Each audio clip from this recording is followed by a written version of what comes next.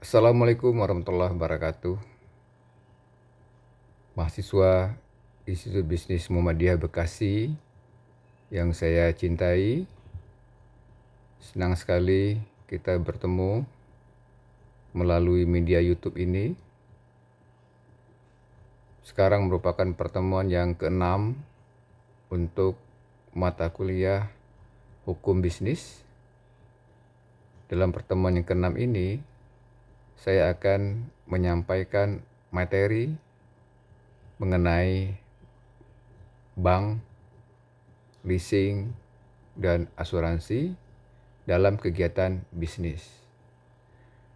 Saudara ketahui, dalam aktivitas bisnis, pengusaha tidak bisa lepas dari perbankan, dari leasing, maupun dari asuransi.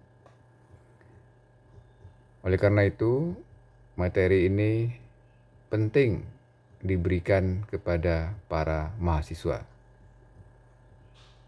Baik, saya akan mulai dengan perbankan. Saudara sekalian,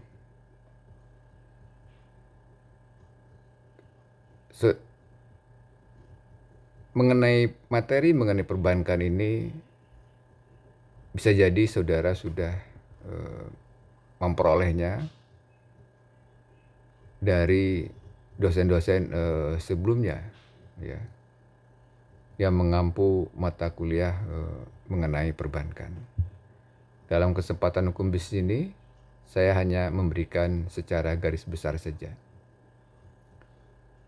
Kita ketahui bank itu adalah lembaga intermediary yang berfungsi menghimpun dana dan kemudian menyalurkannya ke masyarakat dalam bentuk kredit atau bentuk-bentuk lainnya dalam rangka meningkatkan taraf hidup rakyat banyak.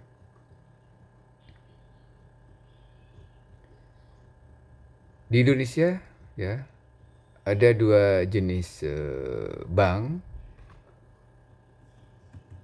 Satu bank umum, ya.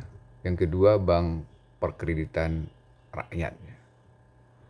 Ya, bank umum ini contohnya, ya, Bank Nasional Indonesia BNI 46, Bank Rakyat Indonesia, Bank Bukopin, Bank Syariah Indonesia, dan sebagainya.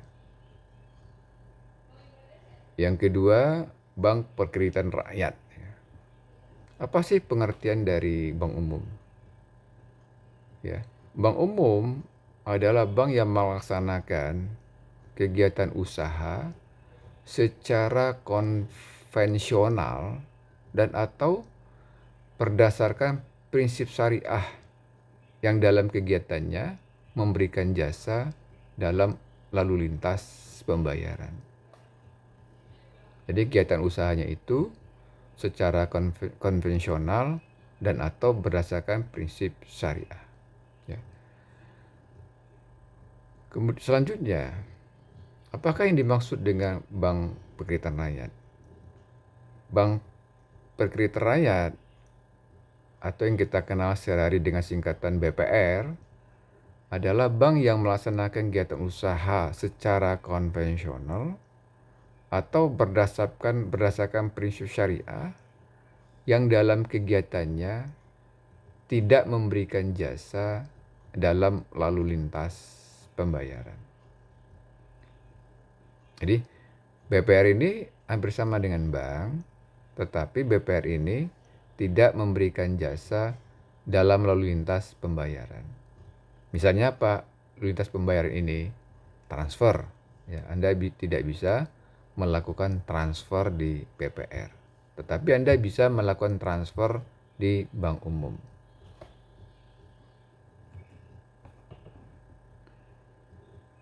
Ya. Produk-produk perbankan, ya, saya akan jelaskan secara umum saja. Yang pertama mengenai perkreditan. Ya. Saya yakin Anda juga sudah familiar dengan kata-kata kredit. Kredit itu adalah penyediaan uang ya berdasarkan persetujuan atau kesepakatan pinjam meminjam ya antara bank dengan pihak lain yang mewajibkan pihak peminjam untuk melunasi utangnya setelah jangka waktu tertentu dengan pemberian bunga. Nah, itu pengertian kredit secara konvensional. Jadi pinjam meminjam dalam jangka waktu tertentu dengan pemberian bunga. Sedangkan pengertian kredit dalam syariah adalah, jadi istilahnya itu tidak kredit, tapi menggunakan istilah pembiayaan. Pembiayaan berdasarkan prinsip syariah adalah penyediaan uang berdasarkan persetujuan atau kesepakatan antara bank dengan pihak lain yang mewajibkan pihak yang dibiayai untuk mengembalikan uang atau tagihan tersebut setelah jangka waktu tertentu dengan imbalan atau bagi hasil. Ya. Kalau konvensional tadi dengan pemberian bunga, sementara kalau yang syariah dengan pemberian imbalan atau bagi hasil.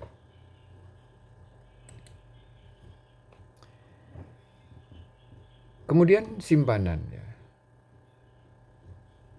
Simpanan adalah dana yang dipercayakan oleh masyarakat kepada bank berdasarkan perjanjian penyimpanan dana antara lain dalam bentuk giro, deposito, dan tabungan.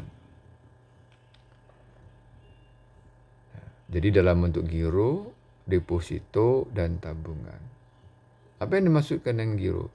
Giro adalah simpanan yang penarikannya dapat dilakukan setiap saat antara lain dalam bentuk cek dan biliet giro. Jadi kalau Anda buka giro, uangnya hanya bisa ditarik itu melalui media cek dan biliet giro. Apa yang dimaksud dengan cek?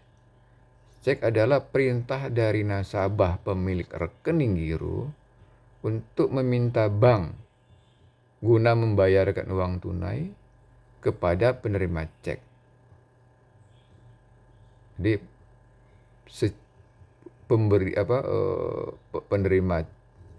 penerima cek menerima tunai dari bank. Sementara biliet giro adalah surat perintah pemindahan kepada pihak yang ditunjuk oleh pemilik rekening giro. Jadi beda antara cek dengan bank biliet giro itu adalah kalau cek itu nasabah menerima pemegang cek menerima secara tunai, sedangkan biliet giro, pemegang biliet giro itu tidak bisa menerima secara tunai, tapi dapat memindah bukukan ke rekening tertentu. Nah, tadi giro, sekarang deposito. Deposito adalah simpanan yang penarikannya hanya dapat dilakukan pada waktu tertentu berdasarkan perjanjian nasabah penyimpan dana dengan bank. Jadi penarikannya itu dilakukan waktu tertentu. Waktu tertentu itu pada umumnya berjangka waktu 1 bulan, berjangka waktu 3 bulan, berjangka waktu 6 bulan, dan berjangka waktu 12 bulan. Jadi setelah 1 bulan, seandainya deposito Anda berjangka waktu 1 bulan, Anda baru bisa menarik dana deposito tersebut. Selanjutnya, tabungan. Tabungan adalah simpanan yang penarikannya dapat dilakukan menurut syarat tertentu yang disepakati, tetapi tidak dapat ditarik dengan cek dan biliet giro. Di tabung ini, ya, penarikannya tidak dapat dilakukan melalui cek dan giro. Jadi kalau Anda punya simpanan di bank, Anda dapat menarik secara tunai, Anda datang langsung ke bank, ya, biasanya dengan menulis jumlah yang ditarik di atas slip penarikan. Sudah barang tentu, saya yakin Anda semuanya sudah menjadi nasabah bank, dalam hal ini nasabah penyimpan, minimal Anda sudah mempunyai tabungan di salah satu bank nasional ya. Atau bisa juga Anda mempunyai tabungan di Bank Pekerjaan Rakyat. Apabila nanti kelak Anda menjadi pengusaha misalnya, atau Anda menjadi profesional, untuk kebutuhan modal kerja atau investasi Anda dapat mengajukan ke bank, Anda dapat mengajukan kredit untuk membiayai kebutuhan investasi dan modal kerja yang Anda perlukan. Baik, itu tadi yang dimaksudkan dengan bank. Sekarang kita masuk ke leasing atau multi finance. Leasing atau multi finance ini ya sesuatu yang juga sudah sangat familiar lah di masyarakat ya. Terutama dengan maraknya ya, banyaknya dan sangat mudahnya masyarakat sekarang memperoleh motor ya, terutama motor, kendaraan bermotor roda 2 itu melalui perusahaan-perusahaan leasing. Nah, apa sih fungsi leasing ya? Fungsi leasing itu sebetulnya hampir sama dengan bank, yaitu menyediakan pembiayaan produk dengan jangka menengah. Ya. Bedanya kalau bank itu dia bisa memobilisasi dana masyarakat, sementara leasing ini tidak boleh menghimpun dana masyarakat. Ya.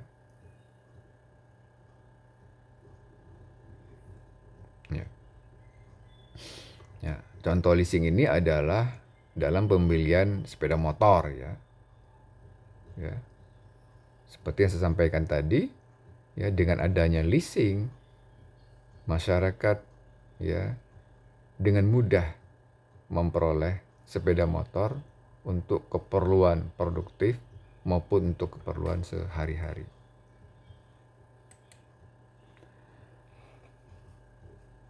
Tujuan leasing adalah memberikan kemudahan kepada masyarakat dalam memiliki barang modal ya.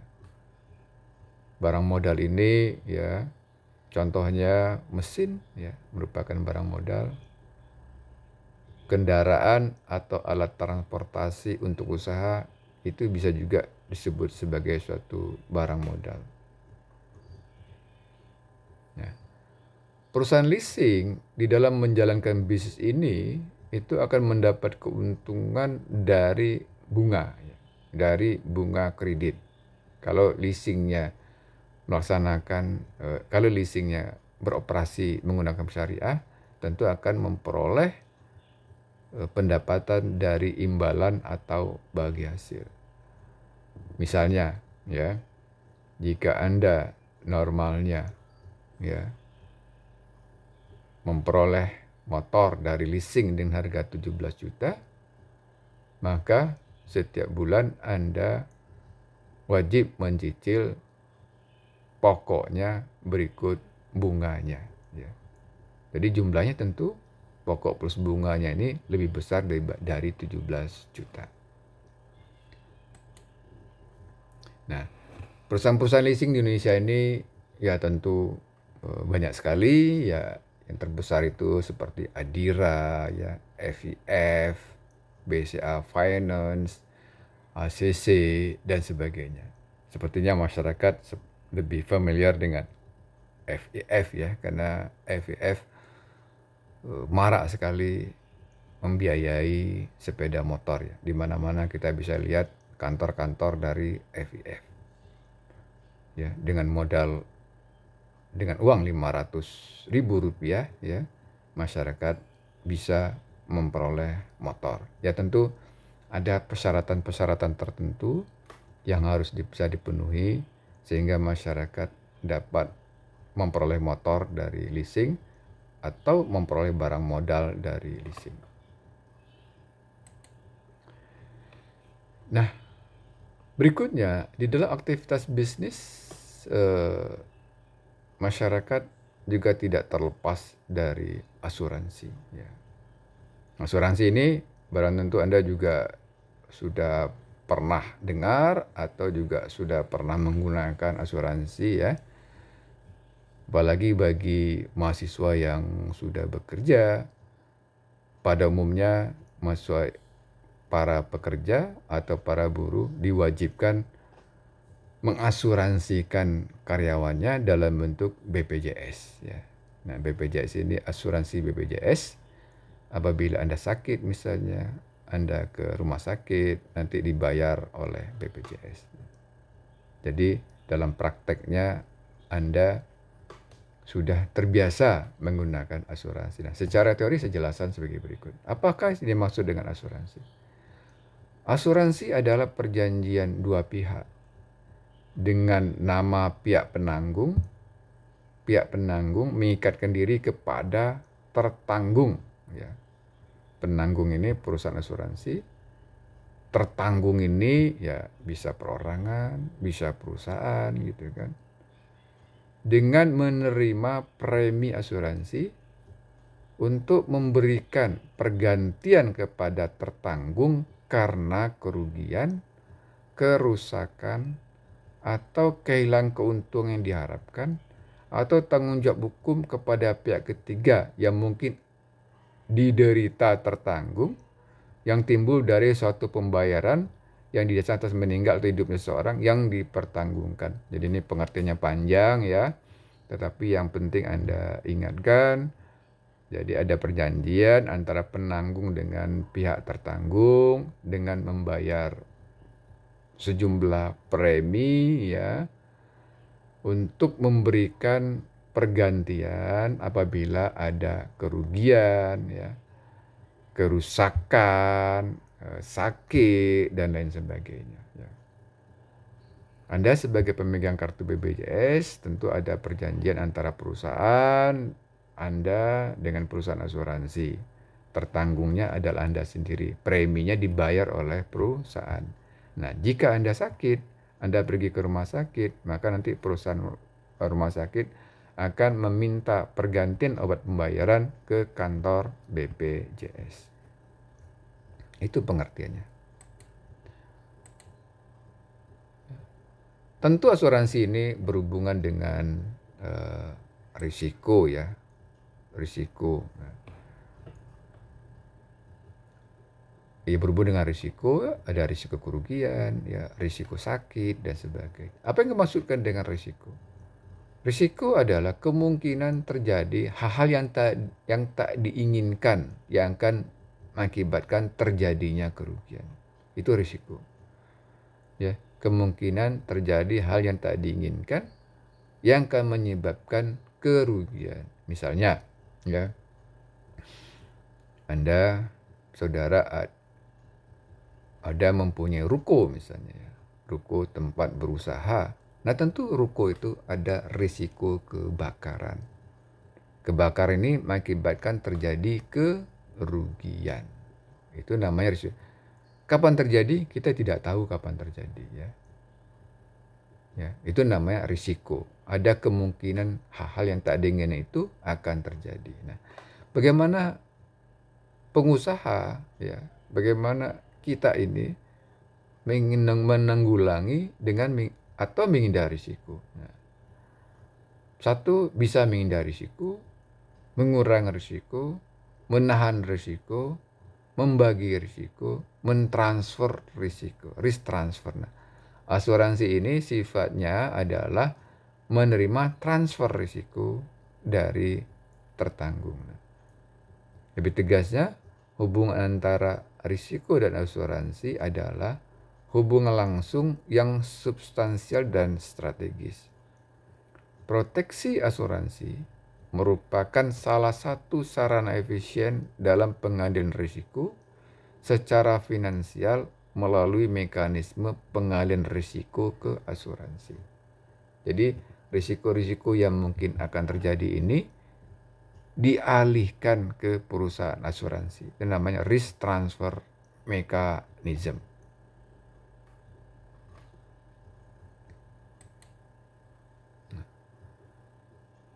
Tiga hal yang ada di dalam asuransi itu, ya satu adanya penanggung. Ya, penanggung itu adalah pihak yang membayar premi jika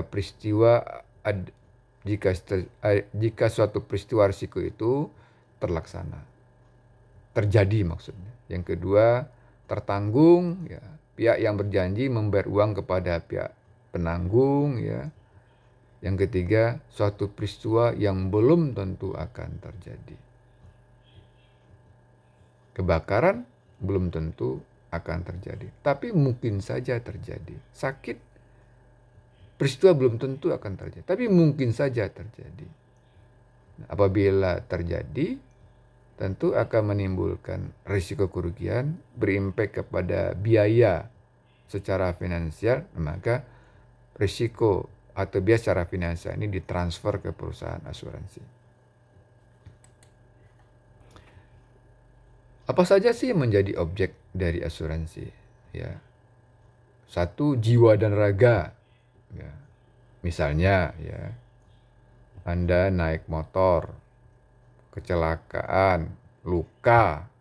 Nah, itu karena Anda memegang asuransi, maka luka Anda atau sakit Anda, ya, diobati dan biaya pengobatannya itu dibayar oleh perusahaan asuransi. Kesehatan manusia, ya. Kemudian benda dan jasa, ya, bisa gedung, ya, rumah tinggal, ya, dan semua kepentingan lainnya. Ya. Gedung sebaiknya diasuransikan. Apabila terjadi kebakaran pada gedung, maka kerugiannya bisa dibayar oleh perusahaan asuransi. Kenapa? Karena perusahaan membayar sejumlah premi kepada perusahaan asuransi. Dengan demikian risiko kerugiannya ditanggung oleh perusahaan asuransi. Ya. Jenis-jenis usaha asuransi, ada asuransi kerugian, ada asuransi jiwa, ada usaha reasuransi. Asuransi kerugian, ya, itu bergerak dalam penanggulang risiko atas kerugian, kehilangan manfaat, dan tanggung jawab hukum kepada pihak ketiga yang timbul dari peristiwa tidak pasti. Kebakaran adalah peristiwa yang tidak pasti, tapi bisa saja terjadi. Kalau terjadi kebakaran, maka akan menimbulkan kerugian. Nah, kerugian inilah yang ditanggulangi oleh perusahaan asuransi. Yang kedua, usaha asuransi jiwa. Ya. Jasa dalam penanggulangan risiko yang dikaitkan dengan hidup matinya seseorang yang dipertanggungkan. Ya.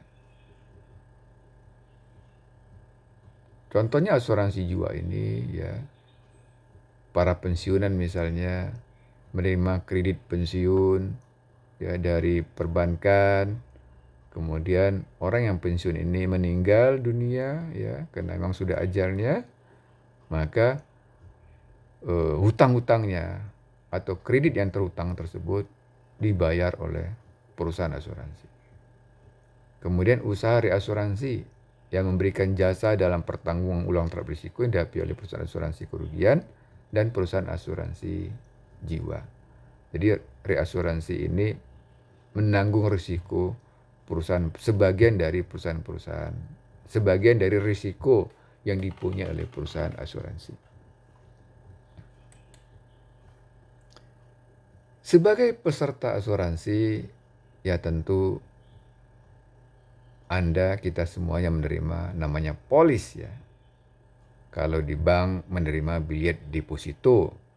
Apabila Anda menjadi nasabah bank, menyimpan dana tertentu menggunakan produk deposito, maka Anda memperoleh sertifikat deposito. Nah, apabila Anda menjadi peserta asuransi, maka Anda akan menerima namanya polis. Apa yang dimaksud dengan polis? Polis adalah dokumen yang memuat kesepakatan antara pihak penanggung, perusahaan asuransi, dan pihak tertanggung berkaitan dengan risiko yang akan dipertanggungkan. Dan polis adalah bukti perjanjian penutupan asuransi. Nah, isi polis antara lain ya kapan asuransi tersebut diperjanjikan, nama tertanggungnya apakah untuk diri sendiri atau untuk orang ketiga, ya. Misalnya orang tua bisa mengasuransikan anaknya, ya. Premi dibayar oleh orang tua, tapi nama tertanggungnya adalah anak misalnya, ya. Yang ketiga, uraian yang jelas mengenai benda objek asuransi, harus jelas objeknya apa. Kalau yang diasuransikan rumah harus jelas objeknya rumah, alamatnya di mana. Ya, kalau gedung harus jelas gedungnya, objek asuransinya. Berapa sih jumlah yang dipertanggungkan? Ya misalnya kalau rumah, apakah mau dipertanggungkannya 200 juta, 300 juta, atau 500 juta, ya. Kalau mobil misalnya, berapa jumlah yang akan dipertanggungkan? Apakah 300 juta, 400 juta, atau 500 juta? Bahaya-bahaya yang ditanggung oleh penanggung saat bahaya mulai berjalan dan berakhir yang menjadi tanggungan penanggung, premi asuransi yang harus dibayarkan, dan sebagainya.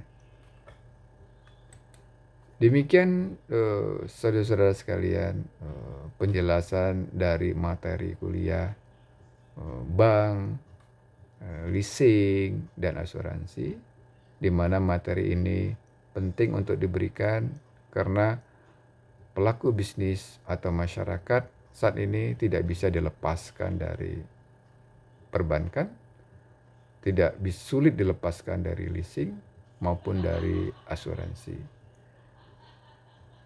Untuk lebih jelasnya, saya minta saudara untuk mendownload materi kuliah yang telah diupload di portal Lecture AIS agar saudara baca dan pahami dengan baik. Kemudian saya minta saudara juga mengerjakan soal-soal, pertanyaan-pertanyaan yang akan membantu memudahkan saudara memahami materi kuliah yang saya berikan. Demikian yang bisa sampaikan. Wabillahi taufiq wal hidayah. Assalamualaikum warahmatullahi wabarakatuh.